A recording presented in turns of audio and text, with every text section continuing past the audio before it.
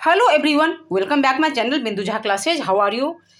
ये क्लास में गरीब बच्चों के लिए, स्लम एरिया के बच्चों के लिए चलाती हूँ और ज़्यादा मैं श्रीमद् भागवत गीता धार्मिक विषयों पर, सब्जेक्ट पर मैं बातें करती हूँ, लेकिन थोड़ा सा ज़्यादा जीके भी, मैं जीके का भी क्लास लेती हूँ, लेकिन जीके के क्लास में भी धार्मिक बातें ज़रूर होती है, क्योंकि मुझे पता है आजकल के ज़माने में हमारे बच्चे शास्त्र से काफ़ी दूर होते जा रहे हैं, शास्त्र से जुड़ते जा रहे हैं और शास्त्र से दूर होते जा रहे हैं।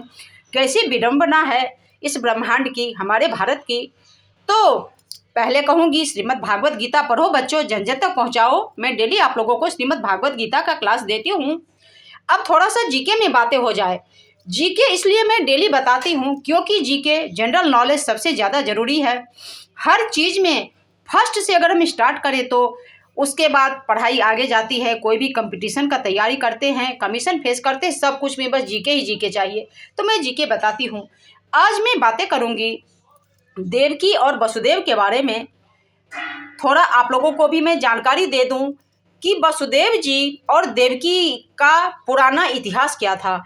तो वसुदेव जी और देवकी, माता देवकी, 3 जन्म पहले वसुदेव जी प्रजापति सुतपा थे, उनका नाम था प्रजापति सुतपा,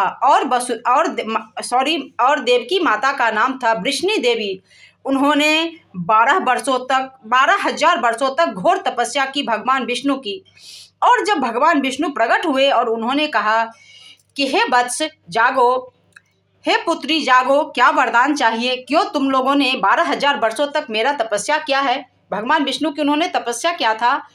तो सुतपा तो कुछ नहीं बोले, प्रजापति सुतपा, लेकिन माता देवकी ने कहा कि हे भगवान, हे जगदीश्वर, मैंने इसलिए 12,000 वर्षों तक घोर तपस्या की है कि मैं चाहती हूँ कि आपके जैसा पुत्र ही मुझे प्राप्त हो। तो भगवान श्री कृष्ण ने कहा तथास्तु, ऐसा ही होगा। और उसके बाद प्रजापति सुतपा और देवकी ने अपने शरीर का त्याग कर लिया। तीसरे जन्म में कथा लंबी है, इससे आगे मैं कल बातें करूंगी।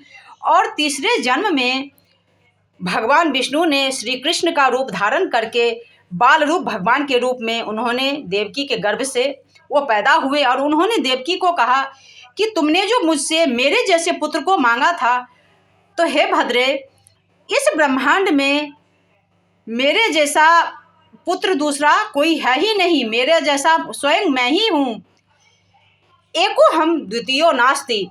इसीलिए जब मेरे जैसा कहीं भी पुत्र मुझे नजर नहीं आया तुमको देने के लिए, तो मैं स्वयं ही पुत्र के रूप में तुम्हारे गर्भ में आ गया हूँ। हे भद्रे, अब तुम इस बालक को जन्म दो, मैं ही भगवान विष्णु हूँ, मैं ही जगदीश्वर हूँ।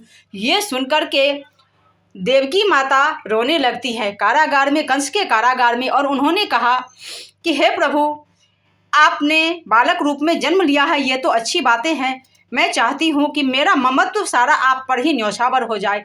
तो भगवान श्री कृष्ण ने कहा कि हे भद्रे, मैं तो गोकुल में लीलाएं करूँगा, वहाँ से आने के बाद तुम अपनी सारी ममत्व मेरे ऊपर में डाल देना। तो बच्चों, आप लोग पढ़ो, ये श्री कृष्ण लीला का प्रसंग है, मैंने आप लोगों से शेयर किया है।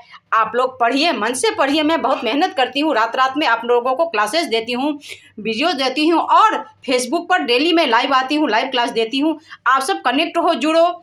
इंस्टाग्राम पर लगभग 100 मैसेज आता है कि मैम आप लाइव आओ, इंस्टाग्राम पर लाइव क्लास दो, लेकिन मेरी मजबूरी है कि फेसबुक पर नोटिफिकेशन आता है कि आपको डेली इवेंट करना है, लाइव क्लास देना है, नहीं तो मेरा इंगेजमेंट वो कम कर देगा। तो मजबूरी में मैं फेसबुक पर लाइव क्लास दे रही हूँ। आप सब फेसबुक पर मेरा लाइव क्लास अटेंड कर सकते हो, ठीक है। धन्यवाद। आप सबको शुभ रात्रि, गुड नाइट।